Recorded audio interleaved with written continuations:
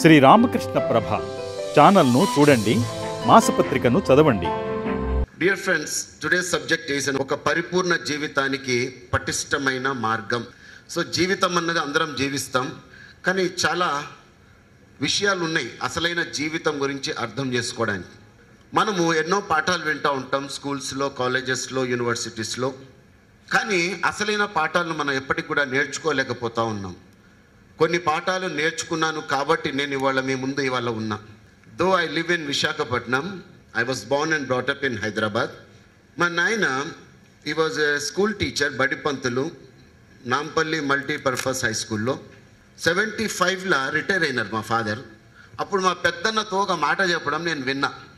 I was just 13 years old in 1975. మా father మా పెద్దన్నతో ఒక మాట అన్నాడు, నన్ను 37 సంవత్సరాలు ఉద్యోగం చేసినా కానీ జీతం వచ్చింది కానీ జీవితం రాలేదు అన్నారు. నాకు అర్థం కాలేదు. అరే ఉద్యోగం చేసేది జీతం కోసం కదా, ఈ జీవితం గోలేంది నాయనా, నాకు అప్పుడు అర్థం కాలేదు. చిన్నోని కదా, పెద్దగా నాకు అర్థమైంది వాట్ ఈస్ లైఫ్ అన్నది. ఆ విషయాలే ఇవాళ మీతో పంచుకోవడానికి వచ్చిన. లెర్నింగ్ అన్నది జరగాలి. Teachings are happening, but learning is not happening. అంటే అందరి విషయంలో కాదు, నేర్చుకునే వాళ్ళు కూడా ఉన్నారు. జనరల్గా మనం చెప్తానే ఉంటాం, పాఠాలు వింటానే ఉంటాం, కానీ పర్ఫార్మెన్స్ అన్నది అక్కడ జరుగుతలేదు, మార్పు అన్నది రావట్లేదు. కారణం ఏంటంటే learning is not happening. Vivekananda Swami గారు ఎప్పుడు అది చెప్తారు, నాయనా నేర్చుకోండి నాయనా, listening is good but ultimately the learning is very very good. ఒక ప్రొఫెసర్ పాఠం చెప్తా ఉన్నారు, పిల్లలు ఎవ్వరు వింటలేరు పాఠం. ప్రొఫెసర్లకు చాలా టెక్నిక్లు ఉంటాయి, ఎవరిని ఎట్లా వాళ్ళ రూట్లోకి రప్పించుకోవాలి. సో ఆయన కూడా ఒక చిన్న స్కిల్ ఉపయోగించినాడు. Hello children, I'm going to make an amazing announcement అన్నారు. అబ్బో ఏందో అమేజింగ్, అందరు చెవులు ఇక్కబడిచినారు. నా కుక్క పిల్లకి నేను విజిల్ వేయడం నేర్పించిన అన్నాడు. I have taught my dog how to whistle. కుక్క విజిల్ వేస్తుందా సార్? మళ్ళీ అదే చెప్తున్నా, ఏది సార్ వేయించండి. ఇక no one is pin drop silence.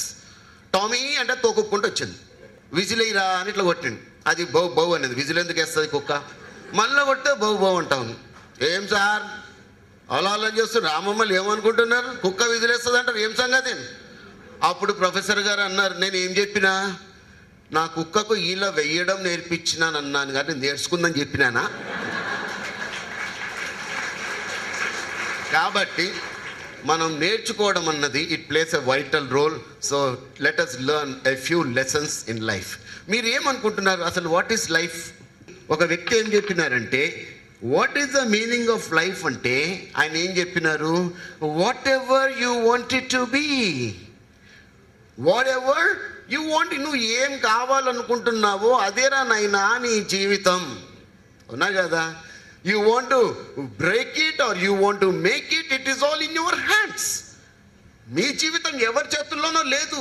The life remote control is in your hands. You should keep it in your hands. నువ్వు ఎలా కావాలనుకుంటున్నావో అలా మలుచుకునే అవకాశం నీ దగ్గరే ఉంది, అధికారం నీ దగ్గరే ఉంది అని ఒక వ్యక్తి చెప్పినారు. Let me share my experience. I have taken everything for granted. జీవితం అన్నది ఇదేరా అని అనుకున్నా. డబ్బు ఉందన్న మదము, డబ్బు ఉందన్న పొగరు నాతో అలా ఆలోచింపజేసింది. ఎన్నో తప్పులు చేసినాం. ఆ తర్వాత కింద పడినాం, లేచినాం, రుమాలి రోటి బతుకైపోయింది. ఆఖరికి I got in to depression. I have attempted suicide for couple of times. ఇంత జరిగింది ఎదురుగా ఏదో కనిపిస్తున్నాయని కాదు. I have suffered my life. ఎందుకంటే నా జీవితాన్ని నేను సరిగ్గా అర్థం చేసుకోలేదు. And I don't want you to do the mistake. Precious, our life is very precious. మళ్ళా రాదు, ఇది ఒక్క జీవితమే. చాలా మంది అనుకుంటారు, అరే మళ్ళా పుడతాం కదా. ఒకడంటాడు ప్రేయసితో, డార్లింగ్ ఈసారికి మన ప్రేమ విఫలమైపోతుంది, పెద్దలు ఒప్పుకుంటలేరు, మనం చచ్చిపోదాం, వచ్చే జన్మలో మళ్ళా పుడతాం, మళ్ళీ నిన్నే పెళ్లి చేసుకుంటా. ఇంకా భగవంతునికి పని పట్ట లేదు, వీడిని పుట్టించడమే పని. ఈ జన్మలో వీనికి దిక్కు లేదు, వచ్చే జన్మ కూడా కావాలంట. My dear friend, I believe in only one life, and if you live it right, that's enough. One life is enough. You can make wonders. కాబట్టి జీవితం అంటే whatever you want it to be. ఇంకొక ఆయన ఏమన్నారంటే, జీవితం అంటే డబ్బు, ధనమూలమిదం జగత్. మంచిదే, yes, money is very important. It is a medium of exchange. డబ్బు లేకపోతే ఏమీ లేదు, గౌరవం లేదు, పరపతి లేదు, ఏమీ లేదు. బట్ ఇక్కడ ఏం జరుగుతుంది అంటే చాలామంది డబ్బుకు అర్థాన్ని తెలుసుకోలేకపోతా ఉన్నారు. డబ్బుకు కూడా ఓ మీనింగ్ ఉంది. ఎవరికన్నా తెలుసా డబ్బు? What is money? ఇందాక వాట్ ఈజ్ లైఫ్ అని అడిగినా, ఇప్పుడు వాట్ ఈజ్ మనీ అని అడుగుతున్నా. You will have so many questions, కానీ అల్టిమేట్ క్వశ్చన్ ఏంటంటే వాట్ ఈజ్ మనీ? ఇక్కడ చాలా ఉన్నాయి. Happiness, security, well being, community, autonomy, there are so many things. కానీ రిచర్డ్ నేను ఏం చెప్పిందంటే money is the sixth sense that makes it possible to enjoy the other 5. డబ్బు అన్నది ఒక 6వ ఇంద్రియం రా నాయనా. మిగతా పంచేంద్రియాలని అనుభవించాలంటే అసలు సిసలైన ఇంధనమే ఆ 6వ ఇంద్రియము, అదే డబ్బు అని చెప్పారు పెద్ద ఆయన. ఒక ఆయన ఏమన్నారంటే ఇంకా రకరకాలుగా చెప్పారు అందులో. కానీ ఇక్కడ క్వశ్చన్ ఏంటంటే how much money do you need? ఎంత డబ్బు కావాలి? ఆశ ఉందా ఎవరికన్నా? ఎంత డబ్బు కావాలి? ఒక ఆయనంట భగవంతుడా నేను మంచి రిచ్ అయిపోవాలా, మస్తు డబ్బులు ఉండాలా అని చేస్తూనే ఉన్నాడంట, పూజలు చేస్తూనే ఉన్నాడంట. అల్టిమేట్గా అర్ధరాత్రి భగవంతుడు ఇట్లా లేపినాడట, లేబే ఒక్క క్షణం టైం ఇస్తున్నా, ఎంత డబ్బు కావాలి చెప్పు అన్నట. ఎంత డబ్బు అడగాలి, ఎంత డబ్బు బాయ్ గాయం. ఇంకెందుకు ఉంటాడు? ఒక్క క్షణమే కదా. వీనికి ఆలోచించేలోపే భగవంతుడు గాయమైపోయినాడు. అంటే we don't have perfect answer. మన కోరికలు అయితే ఉన్నాయి కానీ ఆన్సర్ లేదు. How much money do you need? సంతోషంగా ఉండటానికి చాలామంది రకరకాల జవాబులు చెప్తారు. ఎందుకు సార్ 3 పూట్లకు ఉంటే సరిపోతుంది. ఇదంతా కడుపు నిండోడు చెప్పే మాటలు, ఇది కాదు. కాకపోతే ఒక ఫ్యూచర్, ఒక ప్లానింగ్ అన్నది ఉండాలి. One must learn to manage the sixth sense. ఈ 6వ ఇంద్రియం ఏదైతే ఉందో దాన్ని మనం మేనేజ్ చేసుకోగలగాలి. This is totally a different subject that is known as financial management. If we fail to manage the sixth sense, it may damage the other 5. ఆ డబ్బు అన్న దాంతో మనకు అహంకారం వచ్చిందనుకోండి, మదం పెరిగిందనుకోండి, ఏమన్నా చేయగలను అన్న పొగరు వచ్చిందనుకోండి, అప్పుడు ఏం చేస్తుందంటే ఈ పంచేంద్రియాలని సర్వనాశనం చేసేది కూడా ఆ డబ్బే అన్న విషయాన్ని మనం గుర్తుపెట్టుకోవాలి. రిలేషన్స్ని నాశనం చేసేస్తుంది.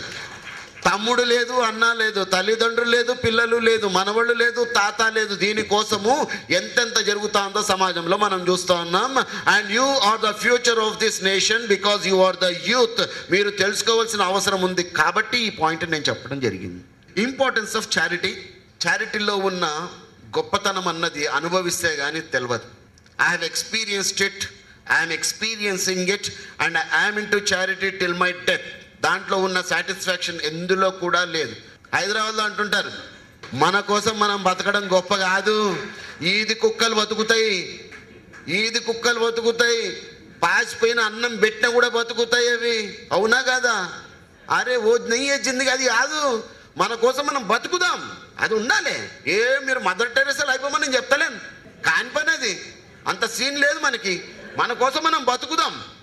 అట్ ద సేమ్ టైం మనతో పాటు బతికే వాళ్లకు కూడా బతికే అవకాశం మనం ఇవ్వాల్సిన రెస్పాన్సిబిలిటీ, బాధ్యత మన మీద ఉంది. ఇంకొక వర్డ్ ఉంది, వివేకానంద స్వామి గారు. నాకు ఎప్పటికీ ఆయన గురువు గారే వివేకానంద స్వామి గారు. ఆయనవి ఇంచుమించు అన్ని పుస్తకాలు నేను చదివినా, నా పర్సనల్ లైబ్రరీలో అన్ని పుస్తకాలు ఉంటాయి ఆయనవి, ఇప్పటికే చదువుతూనే ఉంటా. స్వామి గారిని ఒక వ్యక్తి వచ్చి అడిగాడు, ఒక student, sir what is the meaning of poison అని. మీరు నేనైతే ఏం చెప్తాం, చచ్చిపోతావురా, పాయిజన్ అంటే నిన్ను చంపుతుంది అంటాం, సింపుల్. డాక్టర్ గారి దగ్గరికి వెళ్తే డాక్టర్ గారు ఏం చెప్తారు, ఆ పాయిజన్ అనేది శరీరంలోకి వెళ్ళిపోతే రక్తంలో కలుస్తుంది, ఆ తర్వాత నీ యొక్క నాడీ మండలాన్ని నిర్వీర్యం చేసేస్తుంది, తర్వాత మీ మెదడు పని ఆగిపోతుంది, తర్వాత గుండె ఆగిపోతుంది, చచ్చిపోతావు. డాక్టర్ గారు టెక్నికల్గా చెప్తారు, అవునా కదా?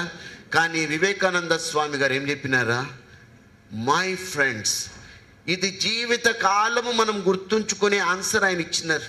ద మీనింగ్ ఆఫ్ పాయిజన్ ఏం చెప్పినారంటే, whatever excess in your life is poison.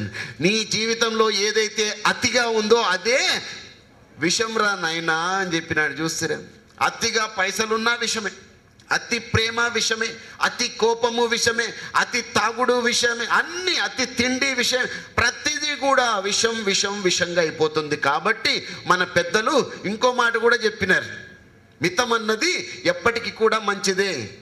అతి అన్నది ఎప్పటికీ కూడా మనకు హాని చేస్తుంది అని చెప్పారు. కాబట్టి ఏ విషయంలో కూడా అతిగా ప్రవర్తించకండి. కొంతమంది అదే పనిగా చదువుతూ ఉంటారు. ఏమిటంటే ఐఐటి ప్రిపరేషన్ నేను చదవలేదే, మళ్ళీ మాకు వచ్చిందిగా సీటు, మాకు అప్పుడు చైతన్యాలు లేవు, ఇంకేం కాలేజీలు అవి నారాయణలు లేవు, ఇంట్లో కూర్చొని చదివినాం మేము హాస్టల్లో కూర్చొని. How did I get a seat in IIT and I was a topper, how come? అన్ని విషయాలు మేము దృష్టి పెట్టినాం. ఆటపాటలు ఏనాడు కూడా ఆపలేదు నేను, ఆటపాటలు ఏనాడు కూడా ఆపలేదు, రిలేషన్స్ని ఏనాడు కూడా పక్కకు పెట్టలేదు. అతి అన్నది మంచిది కాదు. చదివే 2 గంటలైనా మనసు పెట్టి చదివితే అదే మనల్ని విజేతగా నిలబెడుతుంది. అది మనం గుర్తుపెట్టుకోవాలి.